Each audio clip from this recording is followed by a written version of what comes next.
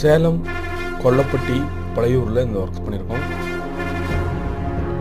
இதில் பார்த்தீங்கன்னா கீழே இருக்கிற ரூஃபிங், மேலே இருக்கிற அலுமினியம் ஃபாயில் ரூஃபிங், கேட் இந்த மாதிரி ஒர்க்லாம் பண்ண சேலத்தில் எங்கள் நம்பர் கான்டெக்ட் பண்ணுங்கள்.